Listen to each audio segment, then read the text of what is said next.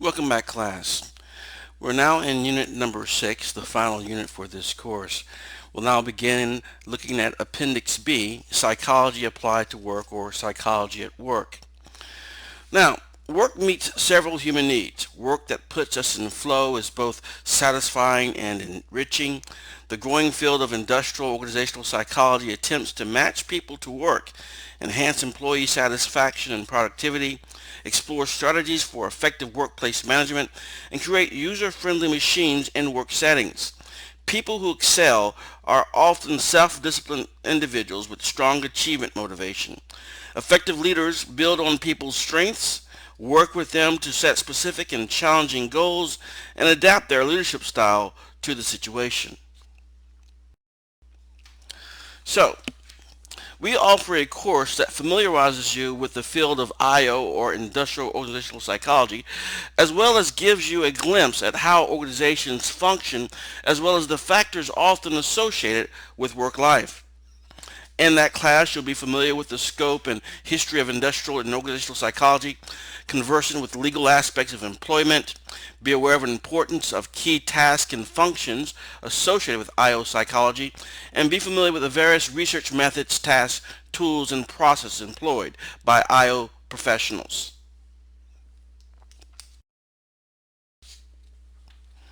The importance of work in the United States of America. For most people, work is life's biggest single waking activity. To live is to work. Work helps satisfy several levels of need identified by Abraham Maslow's hierarchy of needs, which we discussed previously. Work helps to satisfy these needs. People may view their work as a job, a career, or a calling. When work fully engages our skills, we experience what we call flow. We are completely involved and have a diminished awareness of self and time. So, if you view your work as a job, it's an unfulfilling but necessary way simply to make money. You have a job to pay bills. Others view their work as a career, an opportunity to advance from one position to a better position. Some view their work as a calling, a fulfilling and socially useful activity. They report the highest satisfaction with their work and with their lives. When work is fully engaging our skills, we experience this flow. We are completely involved and have a diminished awareness again of self and time.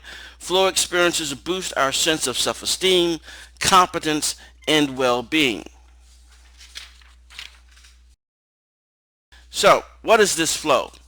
Flow is a concept that was discussed some time ago, a completely involved, focused state of consciousness with diminished awareness of self and time, resulting from optimal engagement in one's skills. It's basically when you get lost in an activity. You're enjoying it so much, time may pass by, you don't see what's going on around you because you're totally engaged with that activity. It can be described as losing yourself in the joy of work. It's exhilarating to flow with an activity that fully engages our skills. Flow experiences boost our sense of self-esteem, competence, and well-being. Sometimes we can see a disruption of flow. Life disrupted, playing and socializing online are ever-present sources of distraction. It takes energy to resist checking our phones and time to refocus mental concentration after each disruption. Such regular interruptions disrupt flow. So it's a good idea to instead schedule breaks for checking our handheld devices. So think about this if you're looking at a work environment, for example. To be able to get lost in your work, to be able to do so much work and focused on the work at hand, time passes by without you being aware of it. So the idea would be something like this. You go to work at 8 o'clock in the morning, and then you get so engaged in the work activities of the day that you sort of forget about everything else, just the work that has engaged you fully. And by the time you know it, you look up, it's 5 o'clock, and it's time to go home. But the idea is that there are going to be things like phones and smartphones that will sometimes disrupt this feeling of flow. Now let's look a little bit more deep at some of the areas of IO psychology. Psychologists who study work-related behavior.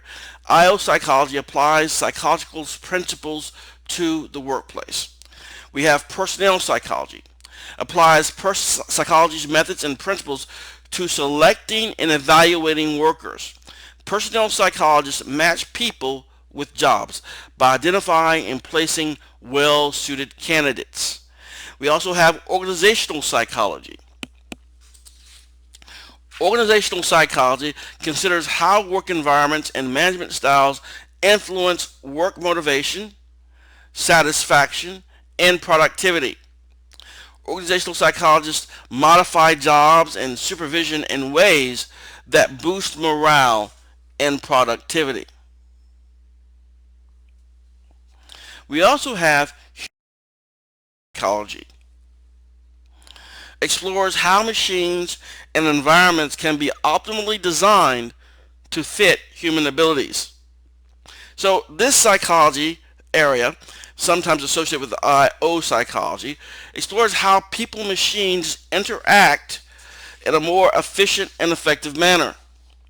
They help to design appliances, machines, and work settings that fit our natural perceptions and inclinations.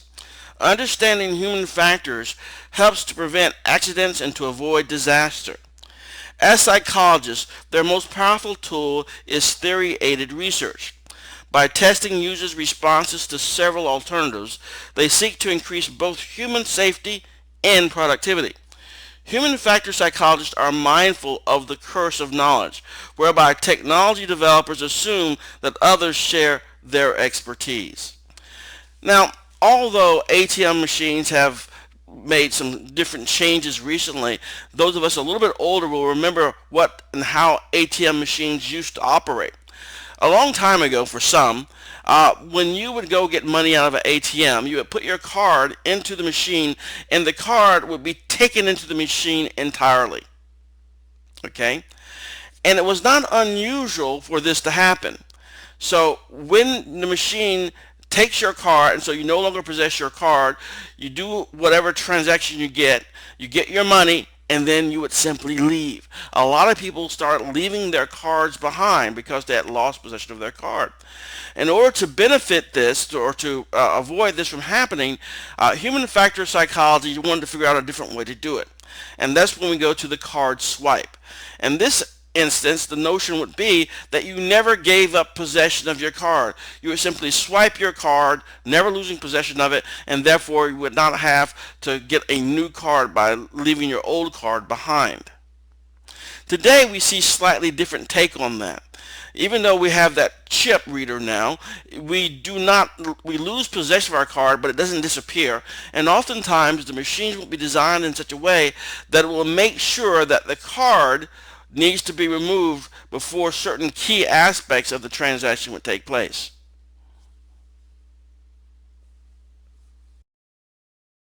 Here are some typical IO activities. So we've covered some of the main areas of IO psychology: personnel psychology, organizational psychology, human factor psychology, and we'll look a bit more detailed at some of those in a few minutes.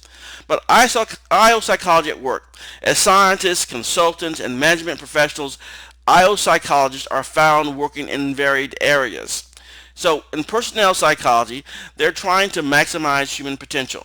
They're developing training programs to increase job seeker success.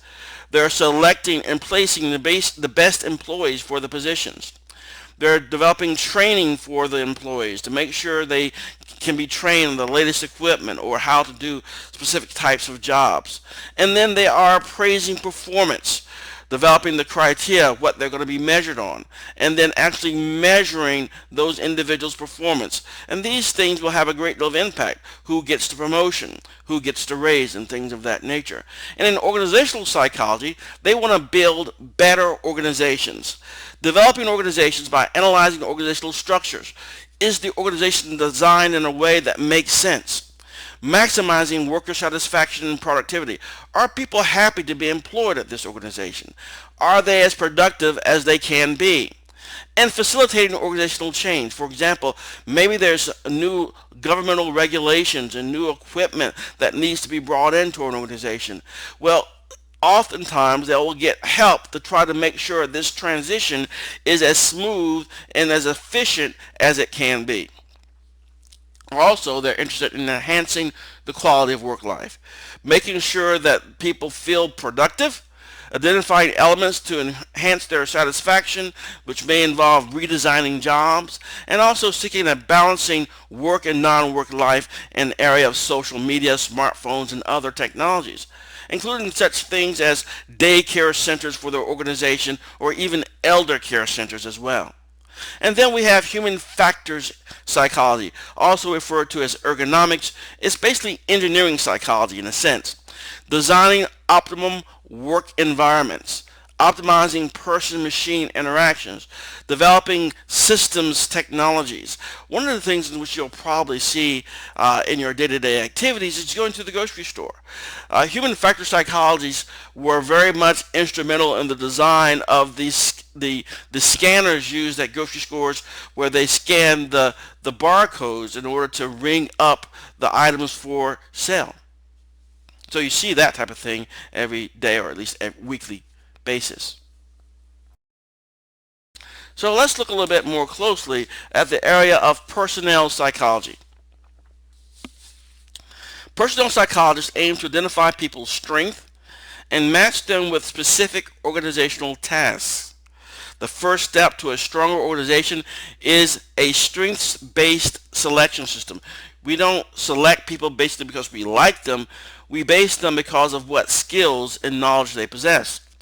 Personnel psychologists use various tools to assess applicants and decide who is best suited to the job, including ability tests, personality tests, which we talked about very recently, and behavioral observations in assessment centers that simulate job tasks.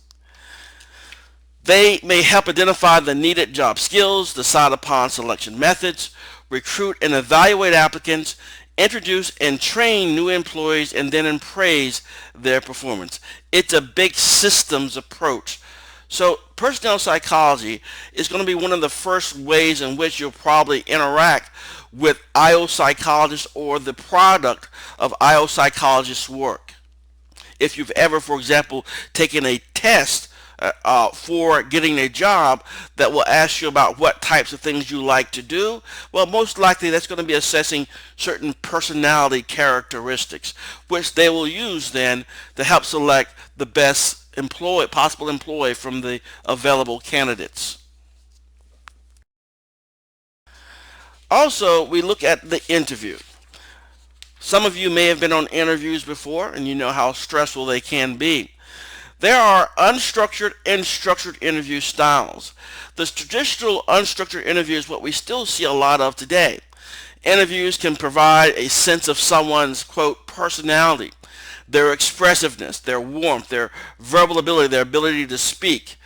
But these informal interviews also give interviewees considerable power to control the impression they are making in the interview situation. Some people can come across quite personable, very good, okay, even though they may not possess the required skills for the job to which they're being interviewed for. Also, there's other possible issues with these traditional unstructured job interviews.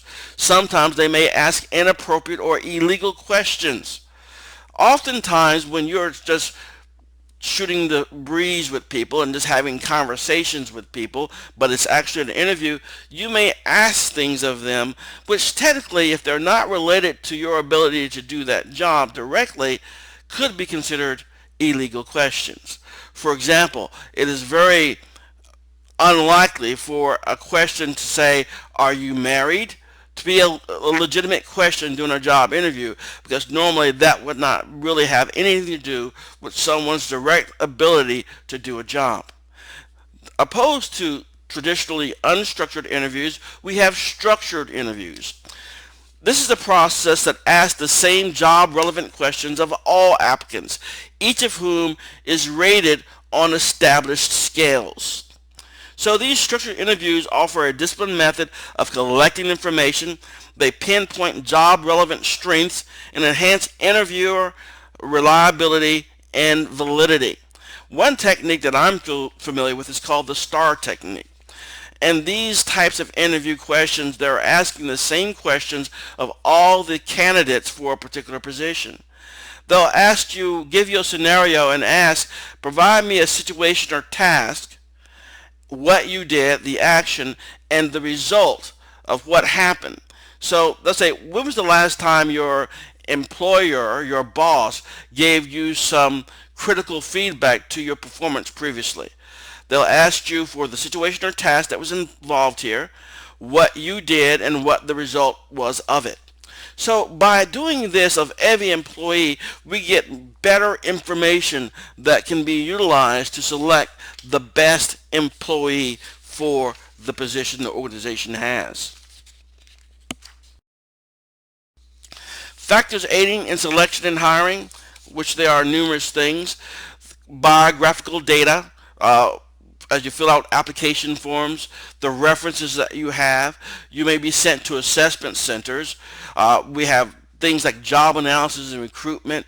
All these things are factors that have a great deal to say as to who we're going to select for a position, who we're going to promote within our organization, and things of that nature.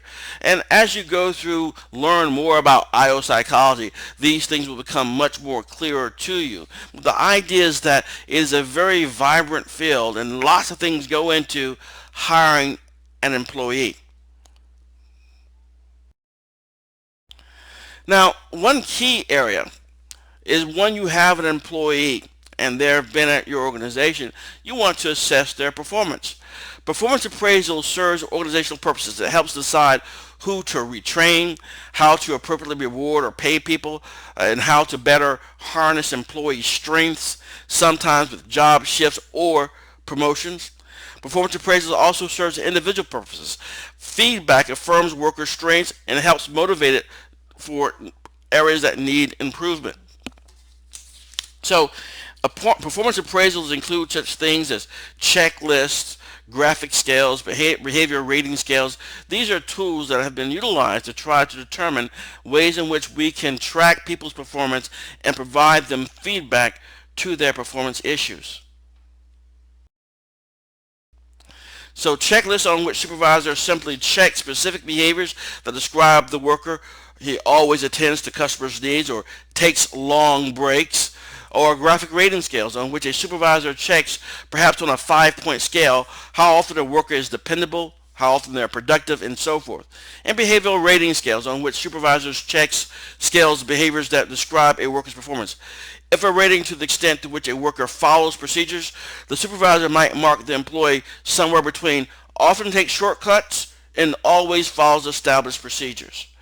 All of these tools are utilized in different ways by different organizations. Some may use ones and some not others, in order to get some way to judge an employee's performance. Because anything that deals with someone's employment, with their promotions, with their pay, these things are very serious, and therefore systems must be in place in order to ensure that it's done in a very fair-handed manner. One way that we do this by doing performance, there's something called the 360-degree feedback system. With this system of performance appraisal, we look at not just the supervisor providing the rating. People who are your colleagues may provide ratings of your performance as well. You'll provide your own self-rating, and there'll be customers rating you. And if you have people that you're responsible for, like a supervisor, the people who are your supervisees, your subordinates, will also rate you as well. By doing this, we get a very, very good idea of how everybody within the organization is seeing your performance. And it can be a very good thing. But anytime someone is evaluating performance, there are going to be certain that are quite possible. We cannot avoid it. Performance appraisal, like other social judgments, is vulnerable to bias. A couple of these are halo errors. Occurs when one's overall evaluation of an employee or personal traits such as their friendliness biases our rating. So if you really like somebody really well in that interview, you say, well, I could like this person, then your assessment of them may be much higher than it should be on all other areas. This is referred to as a halo error. Then we have leniency and severity errors. Reflects evaluators' tendencies to be either too easy or too harsh on someone. For example, you know that you have a tendency to be really very friendly and light-hearted and not really judgmental on people. You may tend to be a lenient person. Someone who's very critical may tend to be a severe person. So in these instances, these individuals who are doing the evaluating, they may tend to be too light on people or too harsh on people. And then we have recency errors. It occurs when raters focus only on easily remembered recent behavior. So the most recent person that you interviewed is the one that you like the most because that's the one that you can remember about the most as well. So all of these things are also studied to a great degree in the area of IO psychology, in particular in personnel psychology. Organizational psychology is the study in the structure of organization and the ways in which the people in it interact, the goal to improve the organization, the quality of work life, employee motivation, and engagement. So they help motivate employees and foster employee satisfaction because research shows that the most productive and engaged workers are those working in satisfying environments. Positive moods at work foster creativity, persistence, and helpfulness, and so on. So organizational psychology can be a very fun and interesting area to be focused in as an IO psychologist. One of the things they're interested in is employee job satisfaction. So what are some of the types of questions they may ask is something like this. I know what is expected from me at work. I have the materials and equipment I need to do my work right. At work, I have the opportunity to do what I do best every day. In the last 7 days, I've received recognition on or praise for doing good work. So using this 5-point scale from 5 is extremely satisfied to 1 is extremely dissatisfied, we get an idea of how satisfied people may be about their work. And the idea is this: when we know job satisfaction, we know that we can start to predict things about what is going on in that organization. For example, the lower job satisfaction we have, the higher tendency for people to not show up on time for work or call in sick more often. So knowing these types of things can be very, very beneficial to an organization. Ultimately, they're doing whatever it is that they can do in order to optimize themselves for the work environment and for the competitive nature of whatever business they're in. Another key area is going to be leadership. Now, I don't know how many of you have had jobs before, but the notion is this. Many of us who've had several jobs, we can think back to our bosses in those jobs. And you probably have examples of jobs where your leader or your boss was somebody you could not like, they were really bad at it, or someone who was very good at it. So what are some effective leadership techniques? This is another area that organizational psychologists is very interested in as well. Everyday leader dreams of managing in ways that enhance people's satisfaction, engagement, and productivity and their organization's success. Effective leaders harness job-relevant strengths, set goals, and choose an appropriate leadership style, setting specific and challenging goals, for example. We see that research tells us the different types of leadership styles out there. Just to name a couple real quickly here, we have task leadership and social leadership. Task leadership is someone who's very goal-oriented leadership. They set standards, organizes work, and focuses attention on those goals. And then we have a social leadership style. They're goal-oriented leadership that builds on teamwork, mediates conflict, and offers support. Depending on what's going on and what type of organization it is, both these leadership styles can be very, very successful within an organization. And so organizational psychologists at times will go in there and assess leadership styles and help people to sharpen their leadership styles so they can be the most effective and efficient that they can be within the organization. And then just to revisit one of the other ideas that we talked about here earlier, human factors psychology. Human factors is very important. It's about making sure that people and machines interact and how machines and physical environments can be made safe and easy to use. They help to design appliances and machines and work settings that fit our natural perceptions, as I said before. And the idea is that understanding human factors helps to prevent accidents and to avoid disasters. Okay, so the human factor in safe landing. Advanced cockpit design and rehearsed emergency procedures aided the pilot Chesley Sully Sullenberger in January 2009. Instantaneous decision safely guided his disabled plane onto New York City's Hudson River, where all 155 of the passengers and crew were safely evacuated. The idea is, think about this. How did he successfully do this when there was an emergency situation going on? I mean, alarms are probably going off in the cockpit. How were they able to do it? Well, through training done by IO psychologists and human factor psychologists, they practice this all the time. They practice scenarios in which this happens or that happens, and they tell you these are the procedures and the checklist you go through. By doing this type of training and overtraining them at times, when the situation does pop up and there is an emergency situation, they rely on that training and the design of that cockpit so that when an emergency is going on, the cockpit is designed in such a way that the things they need to do can easily be accessed, and it's very clear for them to do when they may not be thinking so clearly in a very emergency type situation. And finally, there are many other areas of applied psychology. We have community psychologists, school psychologists and sports psychologists, rehabilitation psychologists, and health psychologists. All of these are trying to apply in their own unique way psychological principles and learnings and techniques in the world to aid human life, work life, personal life.